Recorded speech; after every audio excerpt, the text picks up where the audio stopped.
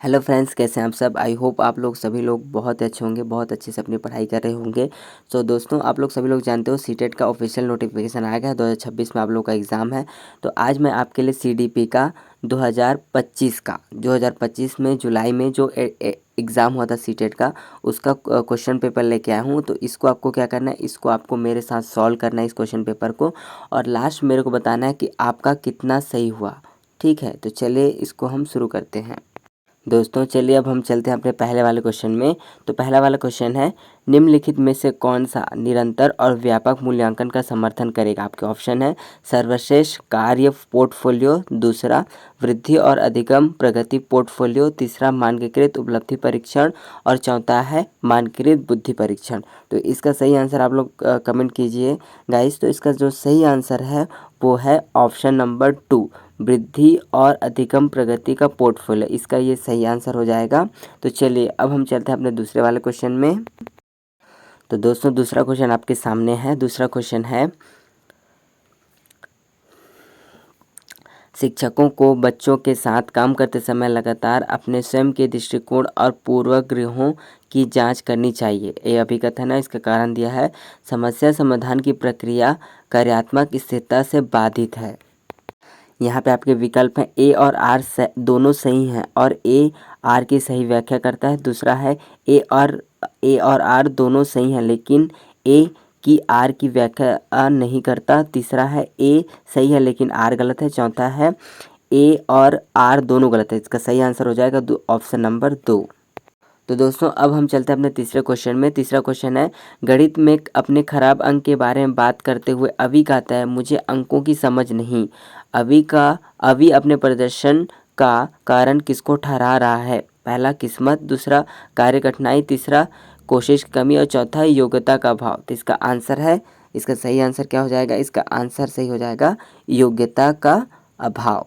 ठीक है गाइस, तो हम चलते हैं अपने अगले वाले क्वेश्चन में। दोस्तों अब हम चलते हैं अपने अगले वाले क्वेश्चन में। अगला क्वेश्चन है, लेव वाइगोस्की के सिद्धांत के अनुसार छात्रों के सीखने के अनुभव को बेहतर बनाने के लिए निम्नलिखित में से कौन सा एक आनुवंशिक दृष्टिकोण है।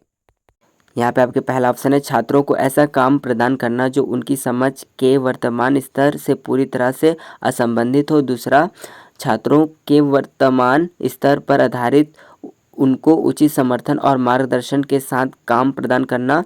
तीसरा, छात्रों को कोई सहायता नहीं देना और उन्हें अपने दम पर संघर्ष करने के लिए छोड़ देना। चौथा, छात्रों को ऐसा काम प्रदान करना जिसे वे व्यक्तित्व रूप से प्रबंधित और पूरा कर सकें। तो इसका सही आंसर हो जाएगा इसका सही आंसर आप लोग कमेंट में मुझे बताइए। इसका सही आंसर जो हो जाएगा वो ऑप्शन नंबर 2 हो जाएगा। इसका सही आंसर क्या होगा, ऑप्शन नंबर 2। तो चलिए हम चलते हैं अपने अगले वाले क्वेश्चन में। तो अगला क्वेश्चन है गाइस, निम्नलिखित में से कौन सा कथन प्रगतिशील कक्षा में शिक्षक की भूमिका का सबसे अच्छा वर्णन करता है। पहला, शिक्षक का ज्ञान प्राथमिक स्रोत है। दूसरा, शिक्षक एक सुविधा दाता के रूप में कार्य करते हैं। तीसरा, शिक्षक निर्धारित पाठ्यक्रम को ज्यों के त्यों लागू करते हैं। चौथा, शिक्षक बच्चों को स्वतंत्र रूप से कार्य करने के लिए उनके हाल पर छोड़ देते हैं। तो इसका सही आंसर हो जाएगा ऑप्शन नंबर 2। तो दोस्तों आपके सामने अगला क्वेश्चन है, हार्वर्ड गार्डनर की दी गई बुद्धि की अवधारणा का निहितार्थ है। ऑप्शंस हैं, सभी लोग दुनिया को समान रूप से समझते और संशोधित करते हैं। दूसरा, अलग अलग आयामों में लोग अलग अलग योग्यता होती है। तीसरा, बुद्धि का केवल एक ही आयाम होता है। चौथा, बुद्धि केवल प्रयोगात्मक अधिगम से संबंधित है। तो इसका आंसर आप लोग कमेंट में मुझे बताइए। दोस्तों इसका सही जो आंसर होगा वो होगा ऑप्शन नंबर बी। तो चलिए हम चलते हैं अपने अगले वाले क्वेश्चन में। अगला क्वेश्चन आपके सामने है, यहाँ पे देखिए, निम्नलिखित में से अवधारणा के निरूपण का कौन सा क्रम बच्चों के संज्ञानात्मक क्षमताओं के उत्तरोत्तर विकास के अनुसार है। पहला, क्रिया आधारित कवि आधारित संकेत आधारित। दूसरा, छवि आधारित संकेत आधारित क्रिया आधारित। तीसरा, संकेत आधारित क्रिया आधारित छवि आधारित। चौथा, संकेत आधारित छवि आधारित और क्रिया आधारित। तो इसका सही आंसर आप लोग मुझे कमेंट बताइए। तो इसका सही जो आंसर वो हो जाएगा ऑप्शन नंबर ए। इसका जो सही ऑप्शन है ऑप्शन नंबर पहला, इसका सही आंसर हो जाएगा। तो दोस्तों हम अब चलते हैं अपने अगले वाले क्वेश्चन में। तो अगला क्वेश्चन आपके सामने यहाँ पे देखिए।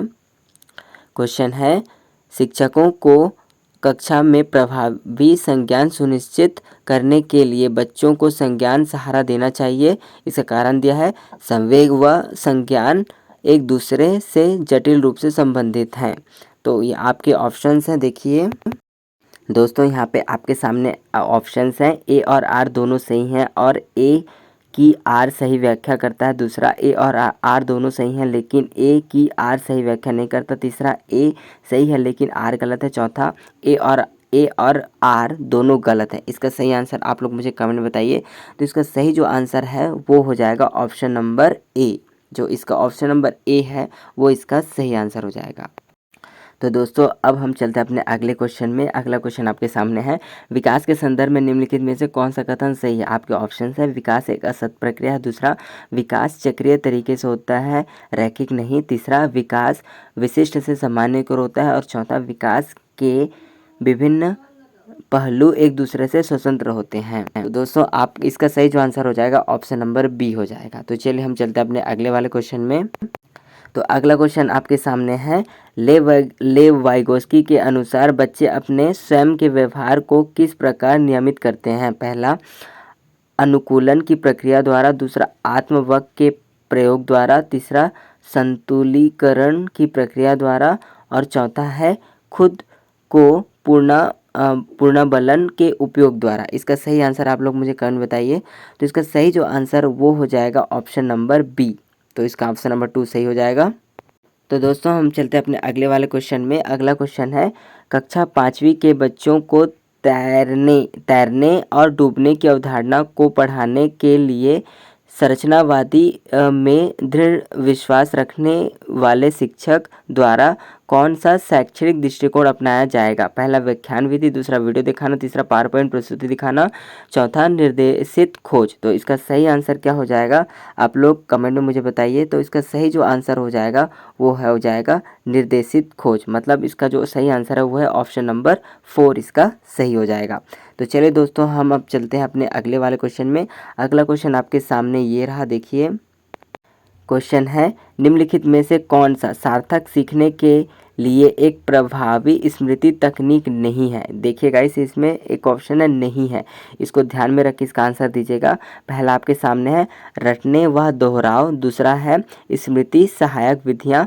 तीसरा संकल्पना चित्रण। और चौथा है विस्तृत दोहराव। तो इसका सही आंसर क्या होगा आप लोग मुझे बताइए। इसका जो सही आंसर होगा वो हो जाएगा रटने व दोहराव। रटने व दोहराव इसका सही आंसर हो जाएगा। तो आपने इसको सही टिक किया या गलत मुझे बताइए। इसका सही आंसर हो जाएगा रटने व दोहराव। चलिए तो हम चलते हैं अपने अगले वाले क्वेश्चन में। तो दोस्तों हम आ चुके हैं अपने अगले वाले क्वेश्चन में।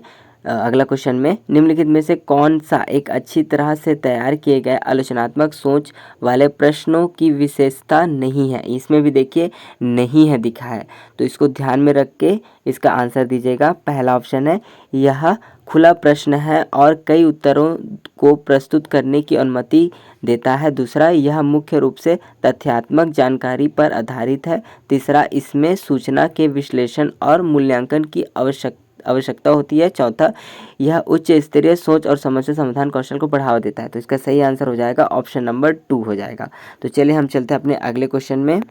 तो दोस्तों हम आ चुके हैं अपने अगले क्वेश्चन में। ये अभिकथन वाला है। देखिए आपके सामने क्वेश्चन है, विविध संस्कृति पृष्ठभूमि से छात्रों की जरूरत को पूरा करने के लिए कक्षा शिक्षण को सांस्कृतिक रूप से उत्तरदायी होना चाहिए। दूसरा है, कक्षा में समानता केवल मानकीकृत पाठ्यक्रम का व आकलन के द्वारा सुनिश्चित की जा सकती है। आपके ऑप्शंस है, आप लोग इसके विकल्प पढ़ सकते हैं। आपके विकल्प हैं ए और आर दोनों सही हैं। ए आर की सही व्याख्या करता है। दूसरा, ए आर दोनों सही है लेकिन इसकी ये सही व्याख्या नहीं करता। तीसरा, ए सही है लेकिन आर गलत है। चौथा, ए और आर दोनों गलत हैं। तो इसका सही आंसर जो हो जाएगा वो ऑप्शन नंबर सी हो जाएगा, तीसरा हो जाएगा। तो चलिए हम चलते हैं अगले क्वेश्चन में। अगला क्वेश्चन 15वां क्वेश्चन है आपके सामने। जागृति को पता चल गया कि उसका कुत्ता रस्टी एक गोल्डन रिट्रीवर है। जब वह एक और कुत्ते को देखती है तो रष्टी जैसा दिखता है लेकिन एक अलग नस्ल का है, तो वह उसे भी कुत्ता ही समझती है। जीन पियाजे के संज्ञानात्मक विकास के सिद्धांत के अनुसार यह किस अवधारणा को प्रदर्शित करता है? अहम केंद्रित, वस्तु केंद्रित, संरक्षण या समायोजन? ये आपके ऑप्शंस हैं गाइस। दोस्तों तो इसका सही आंसर आप लोग मुझे बताइए, क्या होगा इसका सही आंसर? दोस्तों इसका सही आंसर हो जाएगा ऑप्शन नंबर डी। तो चलिए हम चलते हैं अगले क्वेश्चन में। आनुवांशिकता पूरी तरह से एक व्यक्ति के की खालिस्तान को निर्धारित करती है। पहला है सेक्स, दूसरा है जेंडर, तीसरा है शैक्षणिक सफलता, चौथा है सीखने की शैली। दोस्तों इसका सही आंसर हो जाएगा option number A, only sex. तो चलिए हम अब चलते हैं अपने अगले वाले क्वेश्चन में। अगला क्वेश्चन आपके सामने यहाँ पे देखिए आगे चुका है। शिक्षक को कक्षा में प्रश्न पूछने पर ध्यान देना चाहिए और निर्देश देने के बजाय उन्हें प्रश्न पूछने के लिए प्रोत्साहित करना चाहिए। इसका कारण दिया है बाल केंद्रित शिक्षा शास्त्र का अर्थ है कक्षा में बच्चों की आवाज़ को महत्व देना और उनकी प्रतिभागिताओं को सुनिश्चित करना। यहाँ पे ऑप्शन है देखिए दोस्तों इसका सही आंसर जो हो जाएगा वो हो जाएगा ऑप्शन नंबर ए हो जाएगा। इसका सही आंसर जो है वो ऑप्शन नंबर ए, जो पहला वाला इसका सही आंसर हो जाएगा। तो चलिए हम चलते हैं अपने अगले क्वेश्चन में। अगला क्वेश्चन दोस्तों आपके सामने है, यहाँ पे देखिए। दोहराव व बारंबार दिए जाने वाला व्यवहार किसकी विशिष्ट पहचान है? दोस्तों आपके विकल्प हैं स्वालीन क्रम विकार, अधिकात्मक विकलांगता की, ध्यान न्यूनता, अंतःक्रियाशीलता विकार के, चौथा मस्तिष्क पक्षघात की। तो इसका सही जो आंसर है वो हो जाएगा ऑप्शन नंबर ए, इसका सही आंसर हो जाएगा। दोस्तों अगला क्वेश्चन आपके सामने है।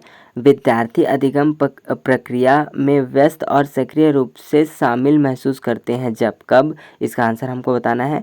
गतिविधियां उनके संदर्भ से संबंधित होती हैं। दूसरा, अधिगम का बल दोहराव और रटने पर होता है। शिक्षार्थियों की सामाजिक भावनात्मक आवश्यकताओं की उपेक्षा की जाती है। चौथा, उनके पूर्व ज्ञान को पृथक किया जाता है और नकारा जाता है।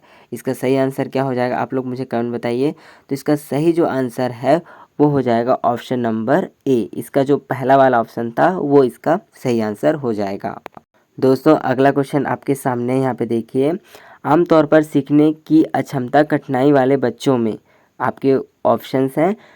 नज़र कमज़ोर होने के कारण पढ़ने में परेशानी होती है। दूसरा, अपनी भावनाओं को नियंत्रित करने में समस्या होती है। तीसरा, एक जैसे दिखने वाले अक्षरों और वर्णों को लेकर भ्रम होता है। चौथा ऑप्शन है मानक बुद्धि परीक्षण के माध्यम से निदान बहुत कम बुद्धि लब्धि होती है। तो इसका सही आंसर हो जाएगा ऑप्शन नंबर 3।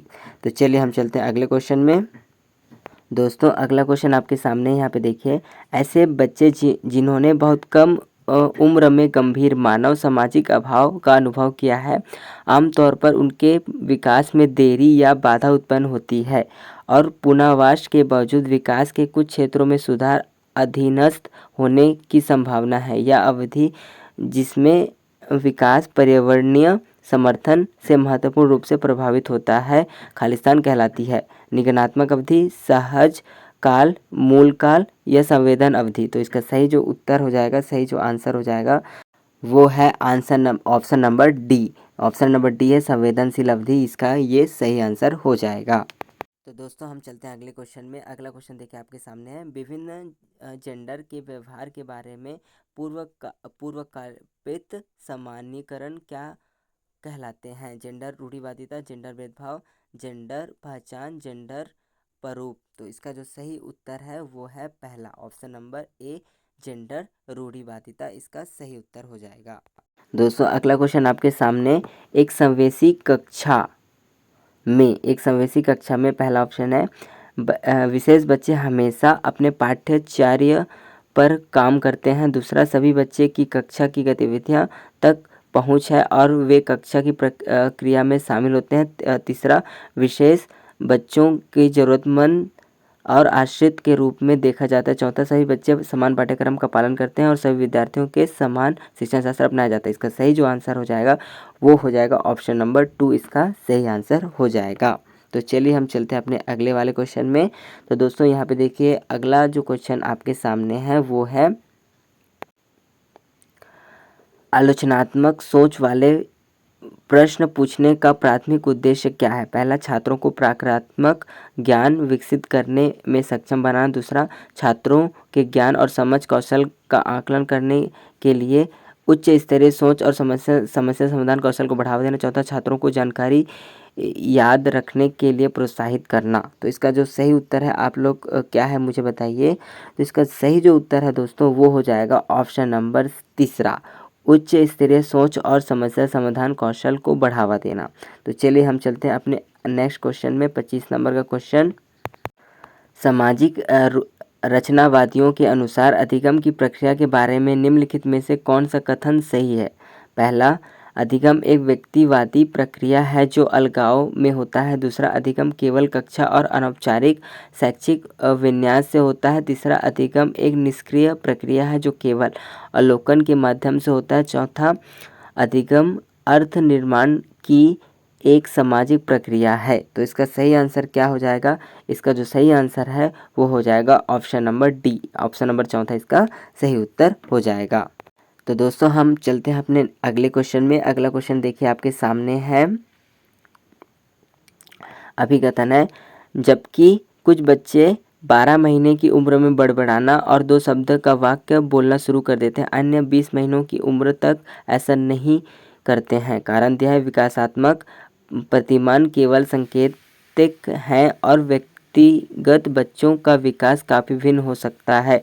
आपके ऑप्शंस हैं यहाँ पे आप लोग देख सकते हैं। तो इसका सही जो आंसर हो जाएगा ऑप्शन नंबर ए इसका सही आंसर हो जाएगा। तो चलिए हम चलते हैं अपने अगले क्वेश्चन में। अगला क्वेश्चन है, बच्चों की लंबाई और वजन में वृद्धि। तो दोस्तों यहाँ पे आपके ऑप्शंस है, मात्रात्मक परिवर्तन, गुणात्मक परिवर्तन, भावनात्मक परिवर्तन और चौथा है संज्ञानात्मक परिवर्तन। इसका सही आंसर क्या होगा आप लोग मुझे बताइए। तो इसका सही जो आंसर है वो हो जाएगा मात्रात्मक परिवर्तन, यानी कि जो पहला वाला ऑप्शन है वो इसका सही आंसर हो जाएगा। तो दोस्तों आज के हम अगले क्वेश्चन में चलते हैं। क्वेश्चन है, हिंज की दुविधा को पेश किए जाने पर अरुणिमा तर्क देती है, कानून इन परिस्थितियों के लिए स्थापित नहीं किया गया था। इस स्थिति में दवा लेना वास्तविक में सही नहीं है लेकिन यह उचित है। लॉरेंस कोहलबर्ग के सिद्धांत के अनुसार अरुणिमा नैतिक विकास की कौन सी अवस्था में है? आपके ऑप्शंस हैं, सामाजिक सरोकार और विवेक। दूसरा है नैतिक का विरोधाभास, व्यक्तिगत अधिकार, लोकतांत्रिकता, दंड और उन्मुखीकरण, आज्ञाकारिता, स्वीकृति कानून। चौथा है यात्रिक उद्देश्य व विनियम। तो इसका सही जो आंसर है वो हो जाएगा आंसर नंबर दूसरा, जो दूसरा ऑप्शन है इसका सही आंसर हो जाएगा। तो दोस्तों आज का जो 29वां क्वेश्चन है ये आपके सामने। दोस्तों क्वेश्चन है, प्रतिभाशाली बच्चों के संदर्भ में निम्नलिखित में से कौन सा सही है? तो उसमें पहला है, प्रतिभाशाली बच्चे सीखने की अक्षमता के जोखिम से मुक्त होते हैं। प्रतिभाशाली बच्चे निश्चित रूप से शैक्षणिक, सामाजिक और भावनात्मक सभी क्षेत्रों में उत्कृष्ट प्राप्त करते हैं। तीसरा, प्रतिभाशाली छात्र हमेशा खुश, लोकप्रिय और अच्छी तरह से संयोजित होते हैं। चौथा, प्रतिभाशाली छात्र अन्य छात्रों की तुलना में अपेक्षित उन्नति गति से सीखते हैं। तो इसका सही आंसर हो जाएगा ऑप्शन नंबर डी। तो दोस्तों आज का जो लास्ट क्वेश्चन है ये आपके सामने है। दोस्तों लास्ट क्वेश्चन है, जिन पियाजे के अनुसार निम्नलिखित में से कौन सी क्षमताएं पूर्व सक्रियात्मक अवस्था की विशेषता है? तो पहला है वर्गीकरण और क्रमबद्धता, दूसरा है संरक्षण और अमूर्त चिंतन, तीसरा है नकल व प्रतिवर्तिता, चौथा है प्रतीकात्मक खेल और जीवा। तो इसका सही जो आंसर है आप लोग मुझे कमेंट बताइए। तो इसका दोस्तों इसका जो सही जो आंसर है वो आंसर हो जाएगा ऑप्शन नंबर चौथा, प्रतीकात्मक खेल और जीववाद। दोस्तों आज का ये वीडियो कैसा लगा आपको कमेंट में मुझे बताइए और आपका कितना सही हुआ ये मुझे बताइए। और अगला वीडियो किस पे बनाऊँ, मैथ्स, ईवीएस, हिंदी या इंग्लिश, किस टॉपिक पे बनाऊँ प्लीज़ मुझे बताइए। इस वीडियो को लाइक कीजिएगा और चैनल पे पहली बार आए हैं तो चैनल को सब्सक्राइब कीजिएगा। तो दोस्तों मिलते हैं अपने किसी नेक्स्ट वीडियो में, तब तक के लिए बाय।